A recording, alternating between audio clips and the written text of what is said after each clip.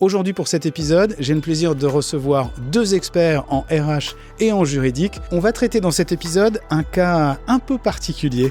Et quand il rencontre Martine lui dit « Je sais exactement ce que vous vous êtes dit avec ma collègue de travail ».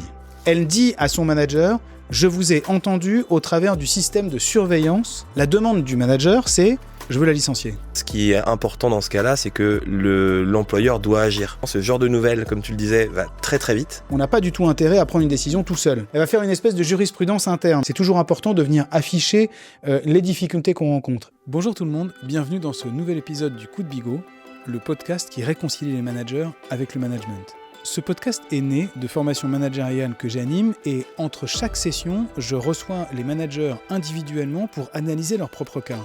Et au bout de plusieurs répétitions, je me suis rendu compte qu'il y avait une vraie richesse dans le contenu de nos échanges et que ça serait intéressant pour chacun d'entre vous de pouvoir participer finalement à l'analyse de ce cas-là et pouvoir le dupliquer par analogie dans ses propres situations managériales. L'ambition de ce podcast, c'est de vous donner des clés pour pouvoir agir sur vos situations managériales, mieux les comprendre et avoir des leviers pour pouvoir agir avec vos collaborateurs au quotidien. Pour vous y aider, dans chaque épisode, on retrouvera la situation ou les situations d'un ou de plusieurs managers. On va analyser cette situation, ce cas managérial, identifier des outils et des méthodes pour pouvoir le résoudre que vous pourrez dupliquer au quotidien avec vos propres équipes. Je suis Yannick Bigot, fondateur de N48 Conseil, un cabinet qui accompagne les dirigeants et les managers dans leur situation managériale au travers de formations, de conseils et de coaching.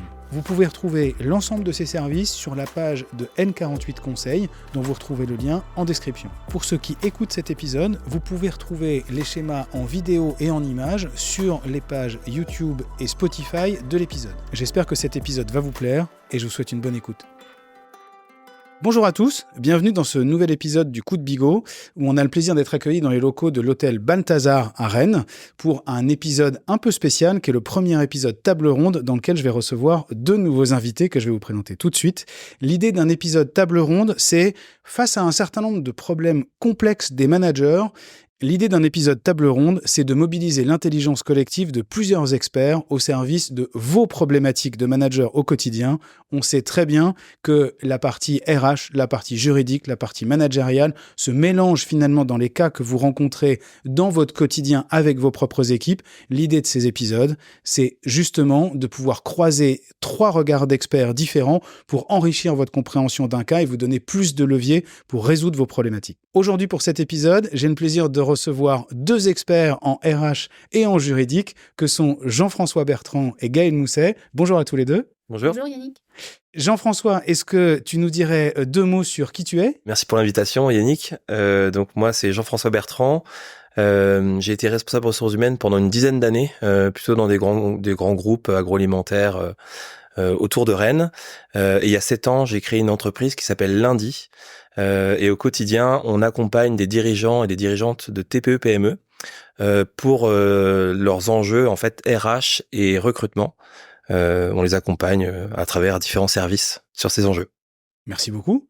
Gaël, bonjour. Bonjour. Bienvenue. Merci beaucoup. Est-ce que tu nous dirais deux mots sur qui tu es ? Donc moi je suis Gaëlle Mousset, je suis avocate, je travaille au sein du cabinet GBA, donc qui est situé à Rennes. Donc GBA c'est un cabinet de droit des affaires, donc on fait du droit fiscal, du droit des contrats, du droit des sociétés.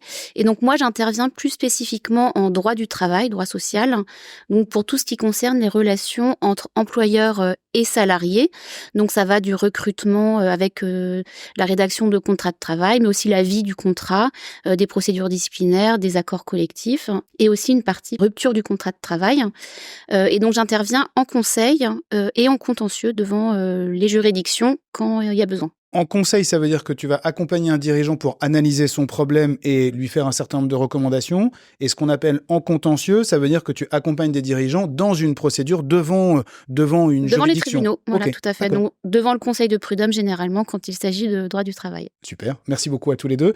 On va traiter dans cet épisode un cas un peu particulier qui m'a beaucoup amusé, qui est un cas réel qu'on a rencontré dans des entreprises qu'on accompagne les uns et les autres. L'idée de ne pas avoir le manager présent aujourd'hui et d'anonymiser finalement complètement le cas, c'est qu'on puisse justement parler, y compris des erreurs qu'il a commis, des difficultés d'analyse qui ont pu être les siennes, des mauvais chemins qu'il a pu prendre lui. Donc je vous raconte en 1 minute le cas pour que vous puissiez me donner votre regard là-dessus. L'entreprise dans laquelle on est, on va l'appeler une entreprise Zebra, peu importe son nom, qui est dans un secteur d'activité, à la limite, pour le coup, c'est dans un secteur qui gravite autour du bâtiment, mais à la limite, peu importe. On est dans une succursale de l'entreprise, qui est donc il y a plusieurs succursales en région, et là, on n'est pas au siège de l'entreprise, mais dans une de ces succursales. Et il se trouve que Martine a espionné ses collègues de travail. Alors vous allez me dire, comment est-ce possible ?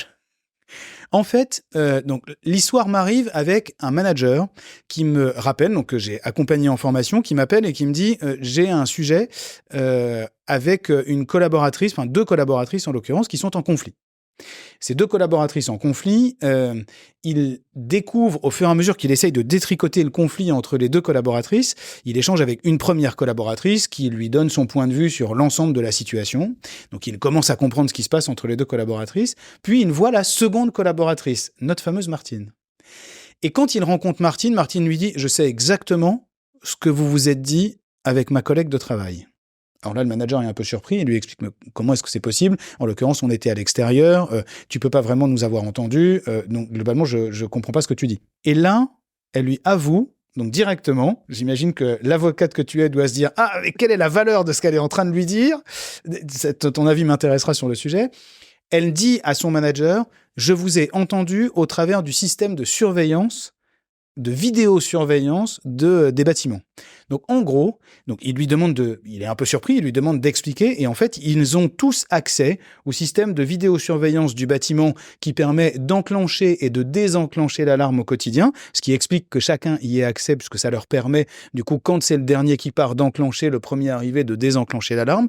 Mais au travers de ce système-là, on a aussi accès aux caméras de surveillance qui sont sonorisées. Donc, chaque personne, finalement, a accès à l'ensemble des caméras de surveillance du site, et elle peut aussi écouter ce qui est en train de se passer en direct. Et c'est au travers de ça que Martine a écouté sur son smartphone une conversation entre le manager et la collaboratrice avec laquelle elle est en conflit, et elle a pu assister à la totalité de la conversation, tel un espion des temps modernes. Et là, le manager est assez désarçonné. Donc j'imagine que là, je vous vois tous les deux, il y en a qui sont déjà en train de se dire « Ah, attention, juridiquement, est-ce qu'on peut pas ?» Donc là, la demande du manager, c'est « Je veux la licencier. » Directement. Il n'a pas d'hésitation sur le sujet. Et moi, je suis pas certain qu'il puisse le faire. Donc l'avis de Gaël m'intéressera sur le sujet. Et derrière ce cas-là, pour moi, il y a énormément de questions qui vont se poser autour de la confiance à l'intérieur de l'équipe. Il y a quelque chose autour des motifs juridiques. Je suis sûr que Jean-François aura un avis sur le cadre global qu'on pose ou pas. Il y aura des sujets sur comment est-ce qu'on peut rétablir la confiance avec des collaborateurs. Ensuite, voilà, j'ai plein de pistes d'interrogation qui m'intéressent.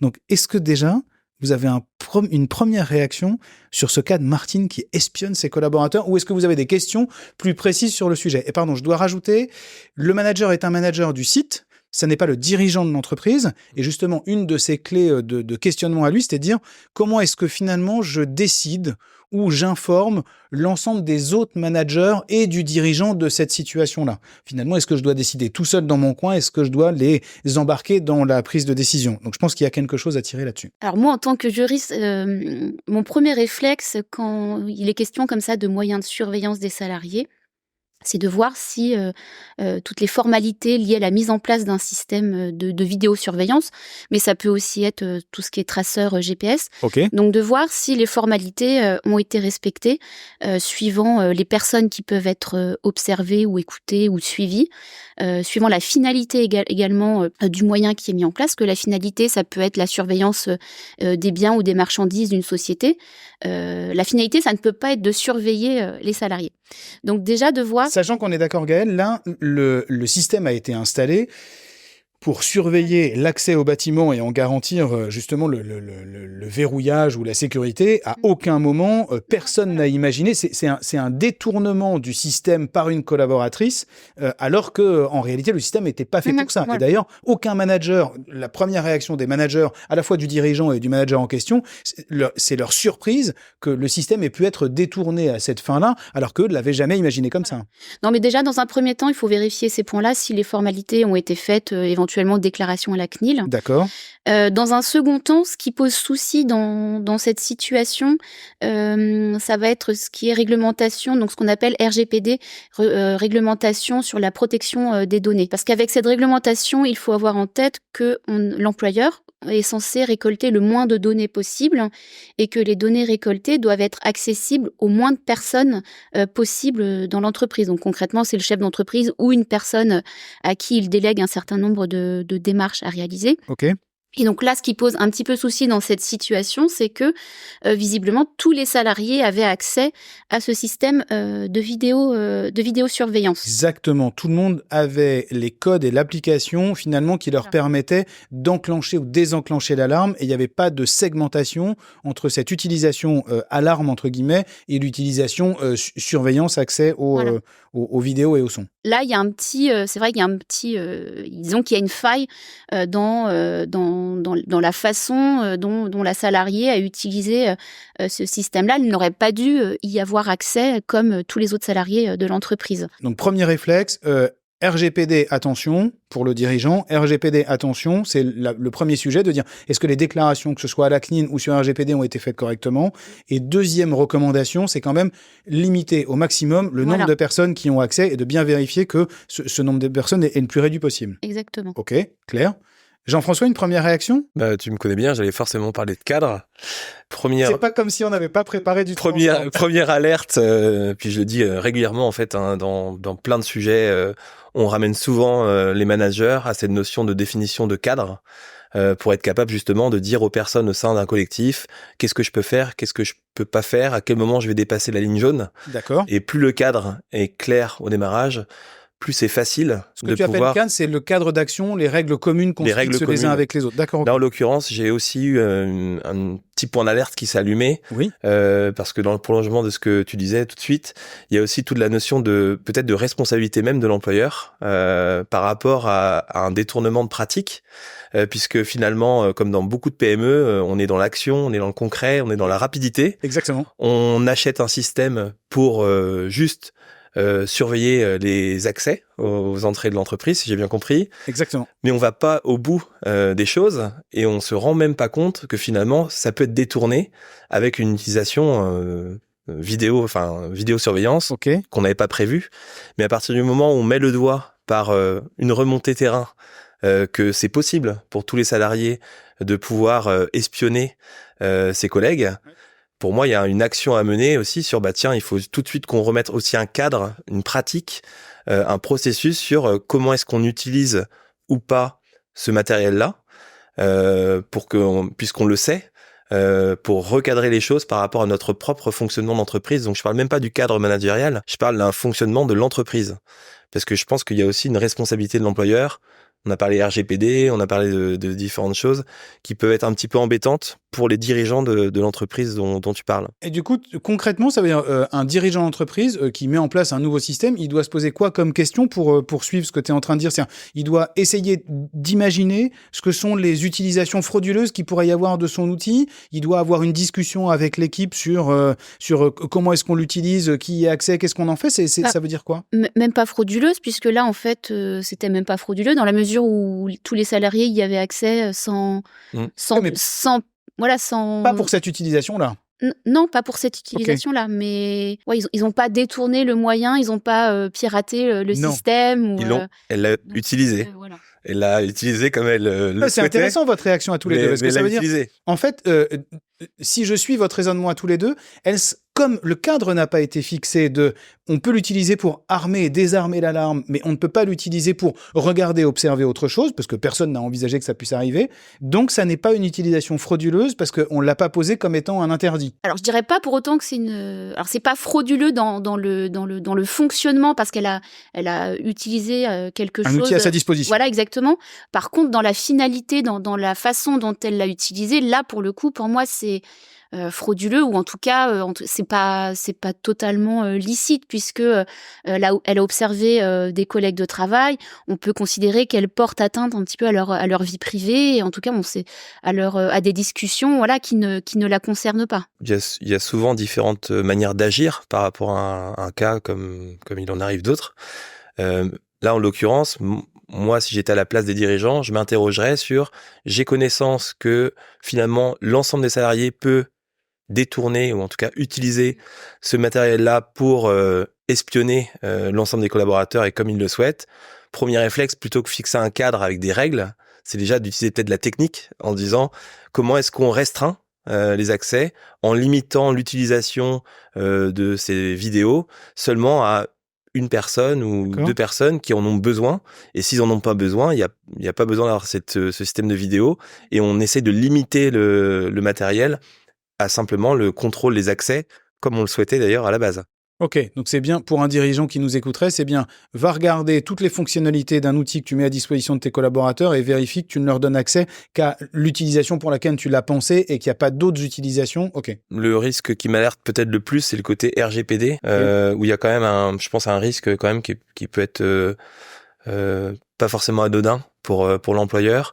Et de toute manière, en règle générale, tout matériel de surveillance, entre guillemets, je pense aussi aux camions aujourd'hui, par exemple, qui peuvent être tracés, etc. Bien avoir le réflexe qu'il y a des logiques d'information préalables, qu'on peut pas installer un système comme ça de manière directe sans passer par un passage au moins d'information, de communication, de notes de service pour informer l'ensemble des collaborateurs qu'on va utiliser ce type de matériel dans notre quotidien, parce qu'on a sans doute besoin, mais il faut qu'ils soient informés parce qu'on on est à la limite avec du privé, du pro, etc. En contentieux, ça pose la question de la loyauté et de la licéité de la preuve, en fait. C'est-à-dire que J'adore, là on est dans le licéité de la preuve. Et loyauté. Moi j'ai pas compris en tout cas. Est-ce que c'est licite ou pas licite ? Et puis loyal, c'est-à-dire est-ce que concrètement c'est fait à l'insu du salarié, ou est-ce qu'il a connaissance des moyens qui sont mis en œuvre par l'employeur pour surveiller l'entreprise ou l'activité des salariés. Alors sachant que la jurisprudence a un petit peu évolué sur le point, et maintenant la jurisprudence admet parfois des preuves qui seraient déloyales. Il y a eu des petites entorses sur le sujet dernièrement, mais il faut quand même garder à l'esprit que dans la mesure du possible, on doit se servir d'éléments dont le salarié a eu connaissance. Bon, sachant que là, dans ce cas précis, il n'y a pas de système de surveillance du salarié, en tout cas, il n'a pas été conçu. Par ricochet, il peut être intégré. Mais ça pourrait être le cas dans d'autres entreprises, y compris avec des traceurs sur des véhicules. Il faut effectivement bien vérifier que si je veux pouvoir utiliser des éléments de preuve, typiquement une restitution, une cartographie des déplacements d'un collaborateur, pour pouvoir l'utiliser contre lui si jamais il y avait un excès, il faut absolument qu'en amont, il ait été informé que ce système existait, le traçait dans quelles conditions et dans quelle mesure il pouvait être utilisé contre lui. Mais du coup, moi, j'ai quand même une question pour toi, Gaëlle. Est-ce que le manager qui vient me voir, alors qu'elle a utilisé à des fins, elle a détourné le système et elle a du coup espionné ses collaborateurs, lui arrive en disant, et on verra avec des sujets de loyauté, effectivement, etc., mais il me dit, je veux pouvoir la licencier. Et du coup, la juriste que tu es, l'avocate que tu es, elle me dit, mais en fait, est-ce qu'il peut licencier une collaboratrice qui, en réalité, quand je vous écoute, a pas vraiment commis de faute, puisqu'en réalité, elle a utilisé un système dont l'utilisation n'était pas cadrée et auquel elle avait tout à fait accès, puisqu'on lui a donné les codes d'accès. Alors effectivement, il n'y avait pas de règle écrite qui interdisait de surveiller, ou d'espionner ses salariés. Non. Néanmoins, il y a des règles qui, je dirais, tombent sous le sens, ou en tout cas qui relèvent de la vie plus généralement, c'est-à-dire le respect de la vie privée. Okay. Ça, c'est un élément qui en tout cas le non-respect de la vie privée de ses collègues de travail peut, à mon sens, pourrait lui être reproché. Et ça peut suffire pour être un motif de licenciement ? Il y a rarement de réponse oui-non en droit du travail. J'adore ça. Ni oui ni non. On en discutera tout à l'heure de l'évaluation du risque. Voilà. Et alors la question qui se pose aussi, ce serait comment prouver justement qu'elle a utilisé la vidéosurveillance à des fins d'espionnage. Là, en l'occurrence, tu disais qu'elle avait évoqué ça avec son manager. Exactement. De manière spontanée, quand il vient la voir pour avoir un échange avec elle, pour résoudre le conflit qu'elle a avec une autre collaboratrice, c'est là où elle lui dit finalement, je sais exactement ce que vous vous êtes dit, j'ai entendu la totalité de votre conversation au travers du système. Donc là, déjà, on pourrait éventuellement demander un écrit du manager, Très demander bien. une attestation ou un mail. Voilà. C'est plus compliqué quand c'est l'employeur directement, parce qu'il y a un principe qui veut en droit que on ne peut pas se constituer de preuves à soi-même. Donc si c'est le dirigeant qui reçoit cette information-là, Voilà, c'est plus compliqué. Il pourrait difficilement l'utiliser. Par contre, si c'est un manager intermédiaire qui reçoit l'information, son témoignage a valeur de preuve finalement. Voilà. Après, ça arrive aussi qu'en cas de contentieux, la partie adverse, donc concrètement le salarié, remette en cause quelque part cette attestation dans la mesure où il y a un lien de subordination entre le manager et l'employeur qui pourrait laisser penser que peut-être l'employeur a mis un peu la pression à son manager pour voilà. Néanmoins, c'est une attestation qui est si c'est rédigé en bonne et due forme, il n'y a pas de raison que ce soit dans le cas présent. À aucun moment, la collaboratrice ne remet en question ce qu'elle a dit. D'ailleurs, elle, pour le coup, minimise beaucoup. Dans mon souvenir, elle minimise beaucoup l'importance de ce qu'elle a fait. En réalité, elle me dit, en fait, c'est pas grand-chose, en fait. Donc, elle n'est pas du tout dans l'état d'esprit, elle ne mesure pas le risque qu'elle encourt, finalement, de rupture de son contrat, et ni même dans la perte de confiance, entre guillemets, et la difficulté à recréer un lien de confiance avec le reste de l'équipe. Elle ne perçoit pas, entre guillemets, ça. Je pense qu'il y a un sujet quand même sur... alors, c'est sûr qu'il faut, en tout cas à mon sens, y compris pour le bien du collectif, parce que les autres salariés sont aussi impactés par cette situation-là. Oui. Donc, il faut que l'employeur tienne son rôle de disciplinaire, entre guillemets, et il faut du coup lancer une procédure disciplinaire. Après, ce qui posera question, puisque on connaît jamais la sanction avant d'arriver au bout, n'est-ce pas ? Mais ce qui pose un problème quand même, c'est justement vu qu'on n'a pas d'assises sur un règlement bien défini, et qu'on peut pas s'appuyer sur aller trop loin, à mon sens, dans une sanction, parce que la règle n'était pas connue. Donc on doit agir, on doit lancer une procédure disciplinaire, je pense, y compris pour prendre le sujet vis-à-vis de l'ensemble des autres collaborateurs. Après, c'est la question de jusqu'où on peut aller en tenant compte de tous les éléments qu'on a évoqués. Oui, après, ça peut jouer sur la gradation de la sanction, justement, sans forcément aller jusqu'au licenciement. On peut éventuellement envisager une sanction moindre ou ne serait-ce que l'engagement d'une procédure disciplinaire pour recueillir les observations de la salariée en question lors de l'entretien préalable. Est-ce qu'on peut juste faire un retour arrière 2 secondes sur la logique d'une procédure disciplinaire ? Gaëlle, tu me corriges quand je dis une bêtise. Je comprends que pour qu'on puisse sanctionner un collaborateur, et quelle que soit la nature de sanction, qui peut être un simple rappel finalement du règlement jusqu'à une conséquence plus grave, pour pouvoir sanctionner un collaborateur, il faut l'avoir convoqué à un entretien. Il faut avoir laissé passer un délai raisonnable entre la convocation et la réalisation de l'entretien, que l'entretien n'est pas un moment pour lui exprimer la sanction qu'on envisage contre lui, mais surtout pas, c'est un moment de recueil d'informations pour avoir justement la version de l'employeur et la version du collaborateur de manière la plus neutre possible, et qu'ensuite l'employeur doit se laisser le temps de réfléchir pour prendre la bonne sanction et ensuite la notifier au collaborateur, et que là encore, pour être certain que l'employeur a bien pris le temps de réfléchir, la loi cadre le délai qui est entre les deux. C'est bien ça ? Exactement. Est-ce que tu peux nous redire les délais ? Alors, quelques petites précisions, effectivement. Déjà, il y a un principe à respecter, c'est le délai de prescription des faits fautifs. C'est-à-dire que les faits fautifs ne peuvent donner lieu à sanction que si la procédure est engagée dans les 2 mois. Alors, c'est soit les 2 mois qui suivent la commission des faits D'accord. ou leur connaissance par l'employeur. Parce qu'effectivement, parfois, un fait fautif se déroule dans l'entreprise et l'employeur n'en a pas connaissance tout de suite. Donc, ce qui compte, c'est vraiment la connaissance des faits par l'employeur. D'accord. Donc, il a 2 mois pour engager la procédure disciplinaire. Engager la procédure disciplinaire, ça veut dire faire partir concrètement le courrier de convocation à entretien préalable. D'accord. Et donc là, effectivement, il y a un délai de 5 jours ouvrables à respecter entre la première présentation du courrier et la tenue de l'entretien préalable. Donc le courrier peut être envoyé par recommandé ou remise en main propre.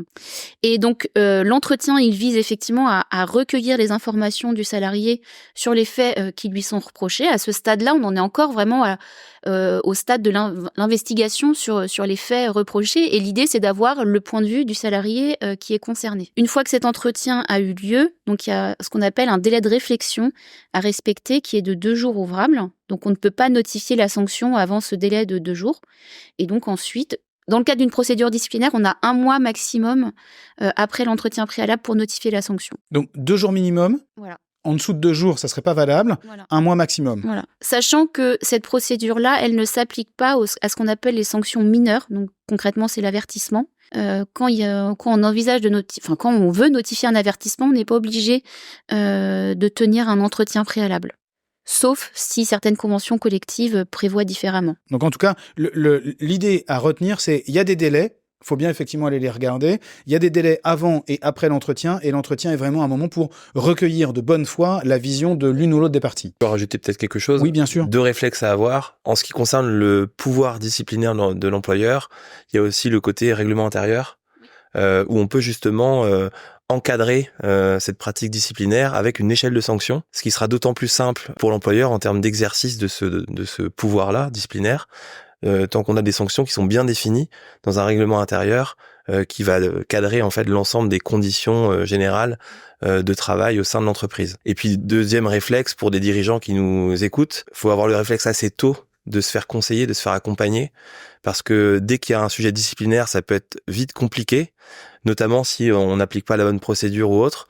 Donc vite faire appel à son conseil en droit social pour justement prendre le sujet au bon moment, tôt, et le plus tôt est le mieux souvent. Puisque c'est souvent ce que disent les avocats, plus tôt ils sont dans le sujet, moins on s'expose à des bourdes, parce qu'il y en a quand même souvent, y compris des trucs où on se dit mais comment ils ont pu faire ça, donc c'est bien de bien se faire accompagner rapidement dès qu'on a un sujet comme ça qui émerge. Et donc là pour vous, l'angle vis-à-vis de la collaboratrice, c'est quoi l'angle que le manager doit prendre? C'est un angle de utilisation à des fins finalement illicites ou déloyales entre guillemets d'un système mis à sa disposition mais pas à ces fins-là? Est-ce que c'est la rupture de confiance? Est-ce que c'est un motif légitime, la rupture de confiance avec le reste de l'équipe et l'incapacité, parce que c'est assez réel, les remontées de l'équipe, quand ils ont été informés de cet élément-là, il y a eu des vrais rejets finalement, en disant nous on peut pas travailler avec quelqu'un dont on ne sait pas jusqu'où et depuis quand elle nous espionne en utilisant ces éléments-là. Alors, la rupture de confiance, c'est compliqué. C'est pas un motif en tant que tel, un motif de licenciement. Il faut que ça repose sur des éléments objectifs et matériellement vérifiables. C'est-à-dire que c'est pas un ressenti, même si effectivement le dirigeant peut avoir ce ressenti. Ou le reste de l'équipe. Il faut que ça repose sur des éléments concrets qu'on peut reprocher à la salariée et qu'on évoquerait dans une lettre de licenciement. C'est-à-dire qu'on dirait rupture de confiance manifestée, matérialisée par les éléments suivants.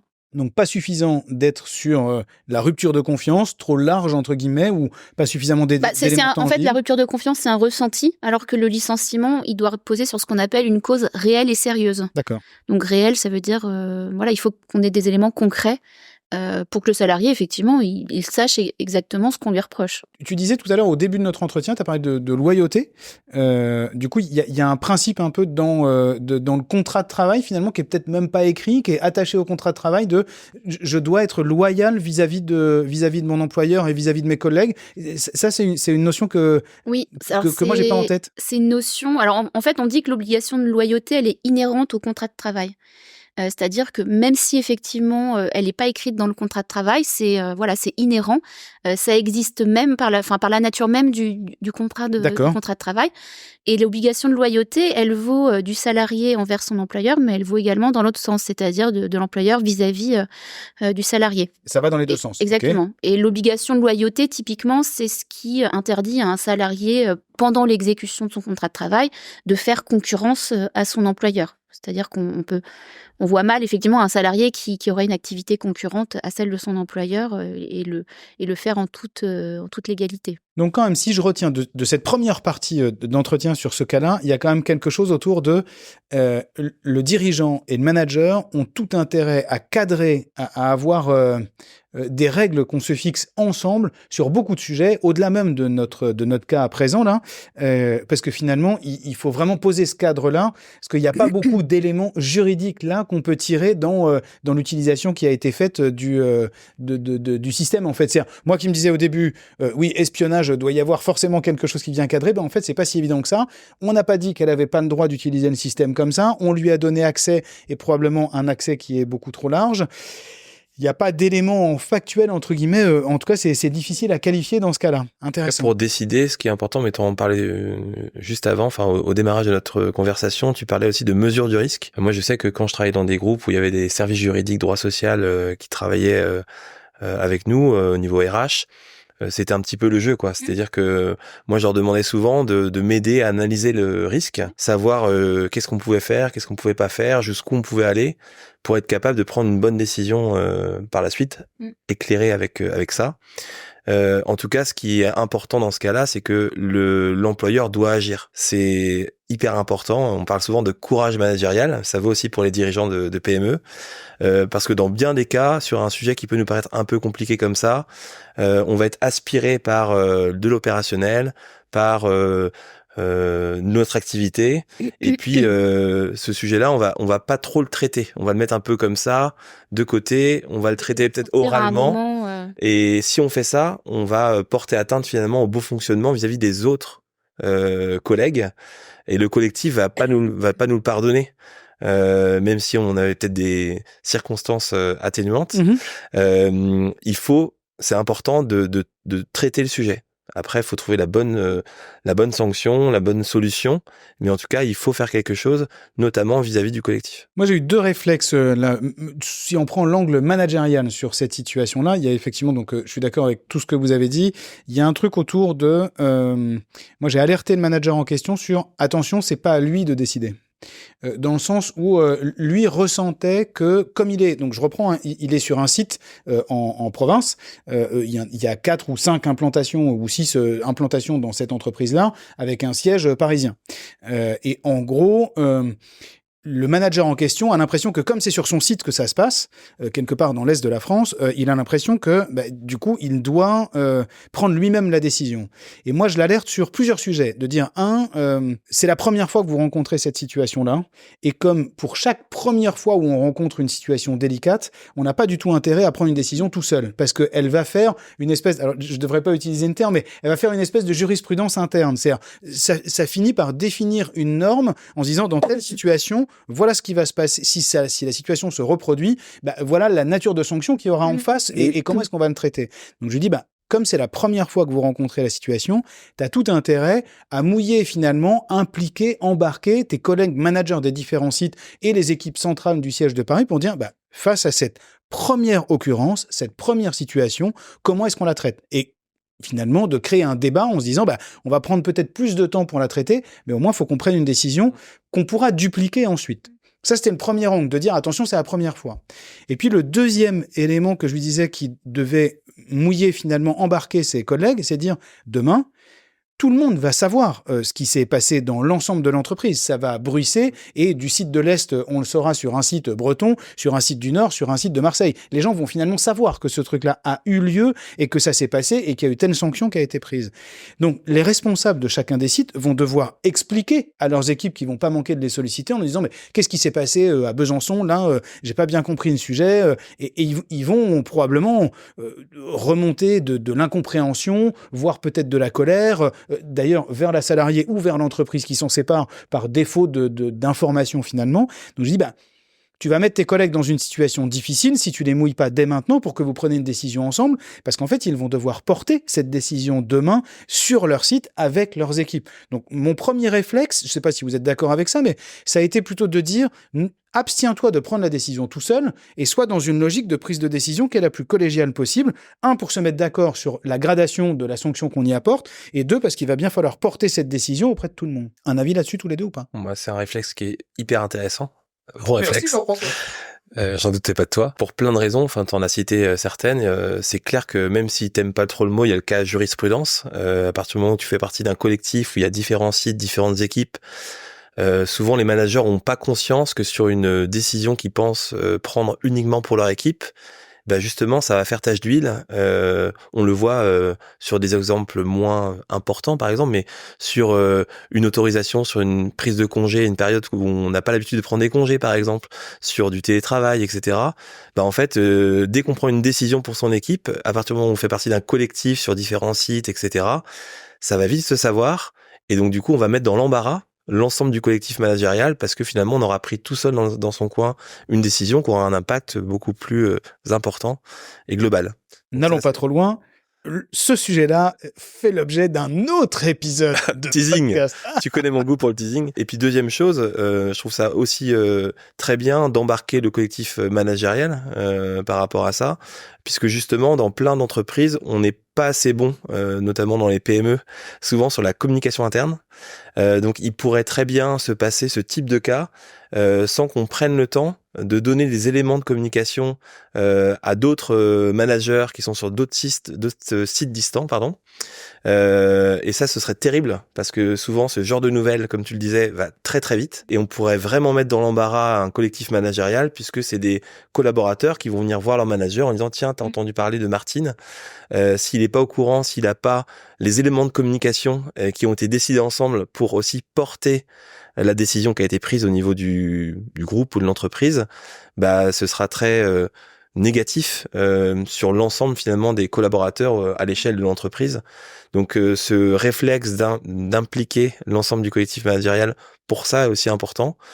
Même si ça fait débat, même si au sein du collectif on n'est pas d'accord, bah justement le but c'est de mettre le sujet sur la table, de prendre une décision en commun. Par contre, et souvent on insiste là-dessus auprès des managers, une fois qu'une décision est prise, le rôle du manager, c'est de porter la voix de la direction finalement auprès des collaborateurs. Et quand tu dis le manager, là, ça correspond à tous les managers, tous les chacun managers, sur son y site. compris... Une fois qu'on s'est mis d'accord, même Exactement. si on n'était pas d'accord et qu'à la limite on a la minorité, eh ben on doit quand même décliner et soutenir la décision sur son site. Exactement. Et surtout pas dire moi j'y étais pour rien, c'est une décision qui a été prise sur un autre site, j'étais pas d'accord.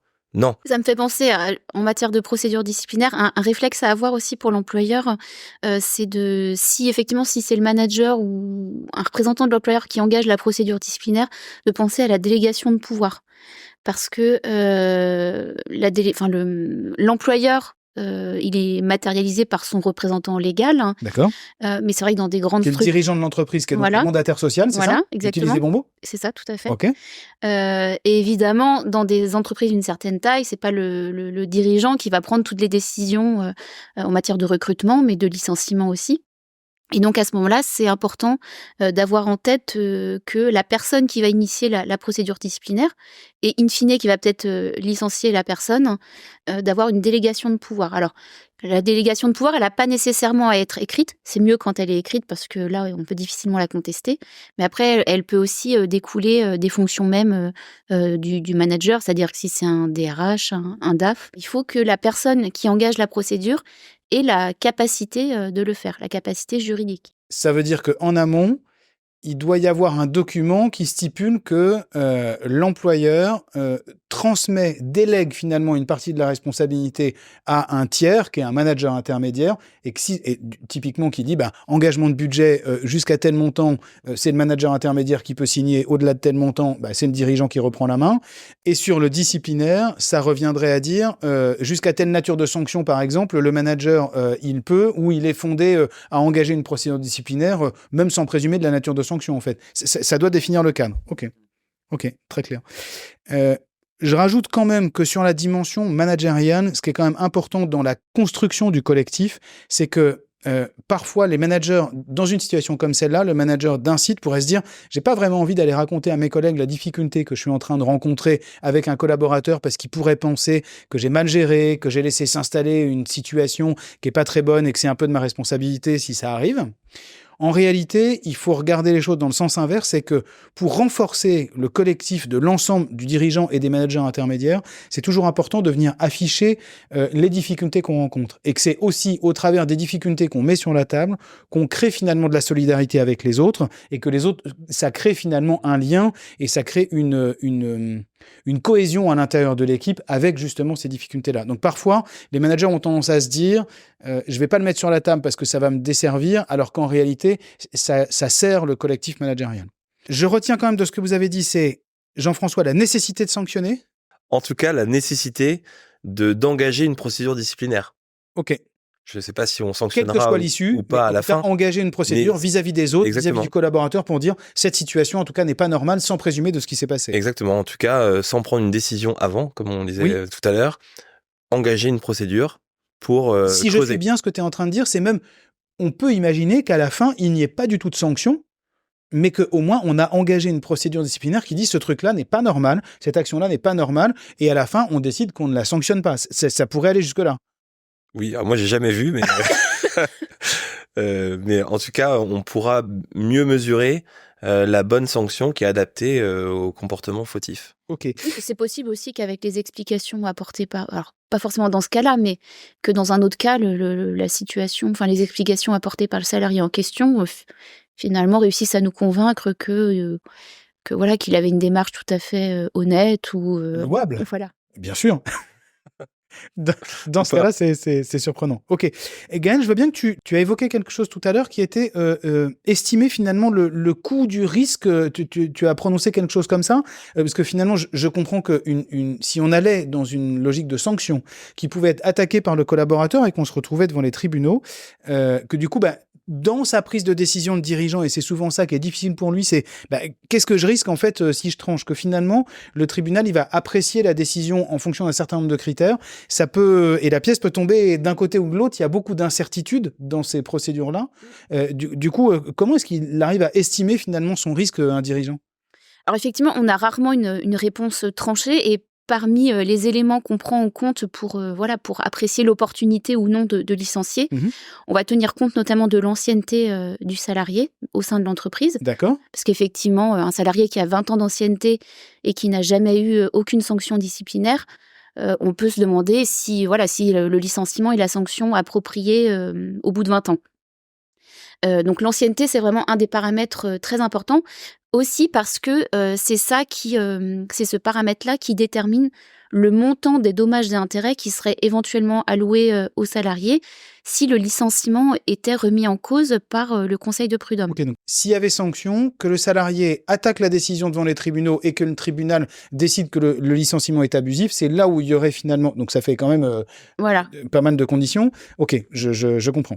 Très bien. Et donc là, c'est l'avantage qu'on a maintenant, parce que c'est quelque chose qui n'existait pas il y a quelques années, c'est qu'on sait, pour un salarié qui a X années d'ancienneté, on a une fourchette de dommages et intérêts, donc qui est exprimée en mois de salaire et qui est fixée par le Code du travail. Alors, ce barème-là, il ne s'applique pas dans toutes les situations. D'accord. Notamment si le salarié fait valoir que son licenciement est nul. Donc, on parle de licenciement nul globalement quand il y a la violation d'une liberté fondamentale, ou par exemple pour une salariée, une femme enceinte qui serait licenciée. Là, on est sur des cas de nullité, donc dans ce cas-là, le barème ne s'applique pas. Mais sinon, pour un cas de faute simple, entre guillemets... Comme celui dont on vient de parler là. Voilà. Logiquement, le barème s'appliquerait, sauf à ce qu'il y ait des conditions particulières. Oui, effectivement. Ou en cas de discrimination, et aussi éventuellement, le barème ne s'applique pas. Mais en dehors de ces cas-là, c'est vrai qu'on a le barème qui nous permet, en quelque sorte, de mesurer le risque qu'on prend. C'est-à-dire qu'on se dit, je prends le risque de licencier cette personne parce qu'en interne, le message, je ne peux pas laisser passer ce message-là d'espionnage par les salariés. Donc, je prends le risque de me séparer de ce salarié, et je sais que, in fine, le risque que je prends, il est fixé à X mois de salaire. Ok. Ça doit faire partie de la prise de décision finale. On doit avoir ce type d'éléments-là en tête avant de prendre une décision de licenciement. Ok, ça c'est ce que ça peut me coûter si jamais je décide d'aller jusqu'à une sanction qui serait le licenciement, sachant que je comprends que peut y avoir une palette de sanctions qui est très large avant d'arriver à ce niveau-là. Et que c'est un peu la sanction maximale et finale. Ah oui, tout à fait. Donc ça, je mesure mon risque si jamais j'allais jusqu'au licenciement et que le licenciement est retoqué. Mais de l'autre côté, je veux bien qu'on évoque quand même le risque à conserver le collaborateur ou la collaboratrice en l'occurrence dans les équipes, parce qu'on n'en parle pas forcément beaucoup, mais capacité à travailler ensemble, capacité à travailler en confiance, etc. C'est quoi ta vision sur ce truc-là, Jean-François ? Juste pour prolonger ce qu'on venait de dire là, dans la décision de licencier ou pas, je parle juste du licenciement, c'est hyper important pour le dirigeant d'avoir l'ensemble de ces éléments-là sur la table, en tête, parce que des fois, les dirigeants les ont pas forcément. C'est-à-dire qu'on évalue le risque en termes financiers. Si au pire du pire, on décide du licenciement et il y a un prud'homme derrière, etc., qu'est-ce que je risque ? Et toujours mettre ça en parallèle du risque qu'il y a à ne pas prendre cette décision-là. Et finalement, des fois, on accompagne des dirigeants à remettre le débat ou la réflexion au bon niveau en disant, c'est quoi l'intérêt de l'entreprise ? C'est mon intérêt final. Je dois prendre une décision, mais c'est quoi l'intérêt final de l'entreprise ? Et notamment, ce que tu abordes tout de suite, vis-à-vis du collectif qui reste en place. On sait que c'est compliqué pour un dirigeant de PME de prendre cette décision-là. Il y a l'affectif que tu évoquais tout de suite. Mais ce qui doit finalement nous rassurer, moi je l'ai vécu quand j'étais responsable des ressources humaines pour prendre ce type de décision-là ou aider des dirigeants à prendre cette décision-là, ce qui doit nous rassurer, entre guillemets, parce que c'est vraiment très dur à prendre comme décision, c'est est-ce que ce qu'on fait est juste ? Moi, c'est souvent une question que je me suis posée. Est-ce que avec tous les éléments que j'ai accumulés dans le cadre de la procédure disciplinaire, est-ce que la décision que je vais prendre est juste ? Et deuxièmement, c'est quoi l'intérêt du collectif ?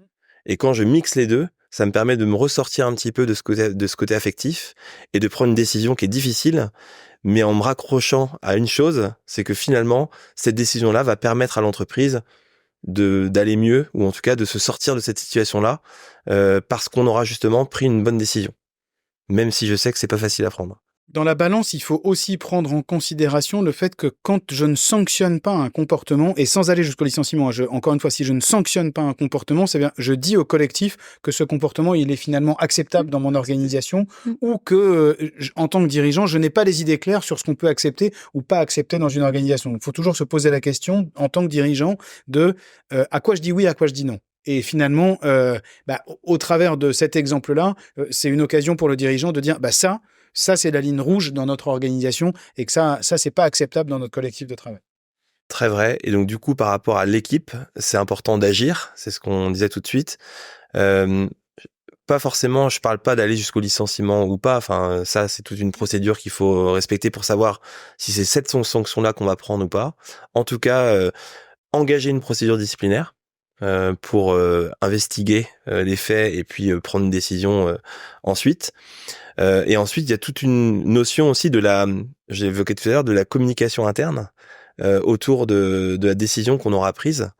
Notamment, ne pas communiquer trop tôt, puisque tant qu'une sanction n'a pas été prise, tant qu'on n'a pas été au bout de notre procédure disciplinaire, on n'est pas censé en tant qu'employeur avoir pris une décision. Donc souvent, il y a des petits sujets là-dessus, même de communication dans les PME où c'est déjà plus ou moins su que la décision est prise alors qu'on n'a pas fait toute la procédure. Tu fais référence au fait que ce qu'on disait tout à l'heure avec Gaël, que l'entretien est un moment de recueil d'informations et pas de prise de décision, et que le dirigeant a l'obligation de garder au moins 2 jours après l'entretien pour prendre sa décision et la maturer. Avant ces 2 jours-là, on n'est pas censé avoir pris une décision. On n'est pas capable normalement de prendre une décision. Donc en termes de communication, etc., il faut vraiment faire attention à ça. Je rebondis sur ce que tu dis, mais c'est vrai que c'est encore plus vrai quand ce que je parlais tout à l'heure de l'engagement de la procédure disciplinaire, donc avec la convocation entretien préalable. Dans certains cas, quand on estime que le comportement du salarié est particulièrement fautif, on fait ce qu'on appelle à ce moment-là une mise à pied conservatoire. C'est-à-dire que le salarié, concrètement, on lui dit de ne plus revenir travailler le temps que la procédure disciplinaire suive son cours. D'accord. Donc il est payé pendant ce temps-là ? Non, il n'est pas payé. Alors, il n'est pas payé si au bout, ça aboutit à un licenciement pour faute grave. Et si par contre... Si c'est un licenciement pour une faute autre que grave ou s'il n'y a pas de licenciement, la période devra lui être rémunérée. Okay. Mais c'est vrai que c'est particulièrement délicat en termes de communication pour l'employeur quand le salarié n'est pas dans l'entreprise. Donc effectivement, les gens se demandent ce qui se passe. Donc là, il y a un travail d'équilibriste un petit peu pour l'employeur parce qu'on dit il y a une procédure en cours, mais on ne peut pas dire réellement... Est-ce qu'il ne peut pas juste dire de manière très transparente, il s'est passé quelque chose de suffisamment grave pour que demande aux collaborateurs de ne pas être là pendant qu'on réfléchit, qu'on investigue, etc., qu'il va être convoqué et on va avoir des échanges et on ne présume pas de ce qui va se passer derrière parce qu'on s'est peut-être trompé, mais en tout cas, sa présence dans l'entreprise permettait pas de traiter le sujet correctement. Oui, je pense qu'on peut même se limiter à dire il y a une procédure en cours. No comment. Voilà, c'est ça. Parce que déjà, si on dit que c'est grave, procédure en cours. Procédure en cours, no comment. Il y a quelque chose, tu viens d'en parler, autour de la communication interne, où on est souvent assez mauvais, je le rappelle, mais c'est très vrai dans beaucoup d'entreprises. Là, la meilleure communication, pour moi, dans ce type de cas, c'est la communication que j'appelle managériale. C'est-à-dire qu'on peut calibrer la communication ou le type de communication en fonction des informations qu'on souhaite donner. Donc typiquement, sur un cas comme celui-là, pour moi, ça passe par les différents managers qui, lors d'un point, ils sont forcément de bons managers, donc ils ont des rituels de management. Donc pendant un point d'équipe, ils vont pouvoir évoquer ce sujet-là, pas sous l'angle individuel, parce que ça me semble aussi litigieux ou entre guillemets problématique de dire Martine a eu telle sanction. Pour moi, c'est compliqué de faire ça comme ça. Par contre, réévoquer ce qui s'est passé, le cas, la problématique, et puis venir expliquer qu'on a mis en place un cadre, qu'on a mis en place un process, etc. Parce qu'on s'est rendu compte qu'il y avait cette possibilité-là, et donc on a arrêté par exemple le système de vidéo, ou alors on a limité les accès à une personne. Tout le monde comprendra que finalement on a pris en main ce sujet-là et que Martine a sans doute été vue, mais ça finalement ça ne les regarde pas précisément. Par contre, on a agi de manière collective en refixant la règle commune pour l'ensemble des salariés au sein de l'entreprise. Très clair, on arrive au terme de cet épisode. Est-ce qu'on peut du coup synthétiser un peu tout ça et les recommandations finalement pour le dirigeant? Je crois qu'on en a vu plusieurs, mais ce qui vous semble effectivement essentiel. Donc j'ai compris, engager une procédure sans présumer de ce qui va se passer derrière, mais en tout cas engagé pour donner le signe que le dossier est pris en main. Oui.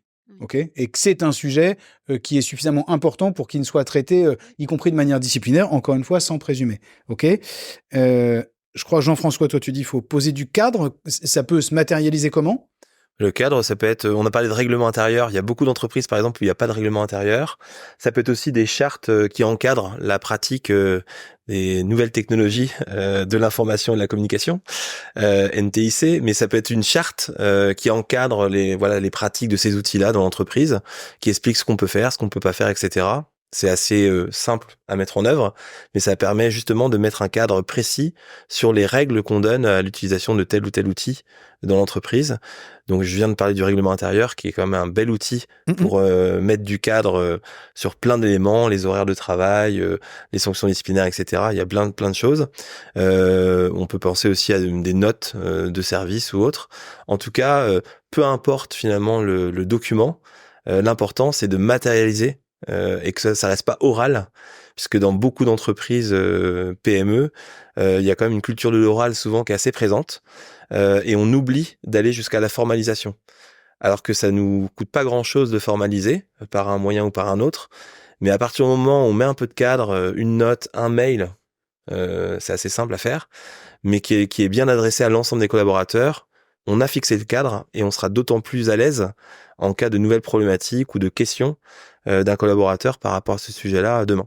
Je rebondis là-dessus en disant que c'est sûrement l'occasion, quel que soit ce qui se passe, que la salariée reste dans ce cas-là ou pas, ce type de document, on a tout intérêt à le faire de la manière la plus coopérative ou la plus collégiale possible. Et même si la collaboratrice était amenée à rester dans un cas comme celui-là, ça permet de retravailler effectivement la confiance pour se dire, ok, on passe effectivement ce sujet-là et on passe à autre chose. Mais du coup, on va se dire les uns les autres après cet épisode-là, qu'est-ce qui est acceptable et qu'est-ce qui est pas acceptable dans notre organisation à nous. Ça permet effectivement de commencer à renouer du lien et recréer de la confiance entre les uns et les autres. Gaël, est-ce que toi, c'est quoi la première priorité vue de ta fenêtre Comme on parlait de vidéosurveillance, voilà, c'est de vérifier en tout cas que tout a été fait dans les règles. S'il y a un système, voilà, qui est un petit peu intrusif pour les salariés, que ce soit de la vidéosurveillance ou traceur GPS, ou voilà, de vérifier que les formalités ont été faites, que les salariés ont été informés, voilà, pour éventuellement s'en servir le cas échéant. Super, merci à tous les deux. J'espère que cet épisode vous a intéressé, qu'il vous a apporté des clés très concrètes. Moi, je suis ravi effectivement de notre échange. Je pense qu'il y a vraiment eu des éléments extrêmement concrets que chacun des managers peut réutiliser demain de manière voilà, quasi quotidienne dans sa réalité. Je tiens à remercier les équipes du Balthazar de nous avoir accueillis aujourd'hui dans ce super cadre pour un podcast. Franchement, j'ai trouvé ça très agréable. Et à vous remercier vraiment très sincèrement tous les deux de vos éclairages, de votre présence aujourd'hui. C'était vraiment super. Merci beaucoup. Merci. À très bientôt dans un nouvel épisode du Coup de Bigot. Merci d'avoir écouté cet épisode, j'espère qu'il vous a plu. Si c'est le cas, n'hésitez pas à laisser un commentaire sur votre plateforme favorite ou en parler autour de vous. C'est grâce à ça que d'autres managers pourront avoir accès à ce contenu, en avoir connaissance et pouvoir progresser dans leur pratique managériale. N'hésitez pas à m'envoyer un message pour me faire part de vos feedbacks, ça m'encourage et ça m'aide à progresser. Si vous souhaitez échanger sur vos sujets managériaux, suivre une formation managériale, vous faire accompagner, vous pouvez retrouver en description de cet épisode les liens pour pouvoir me contacter et n'hésitez surtout pas à me contacter directement via LinkedIn. À très bientôt dans un nouvel épisode.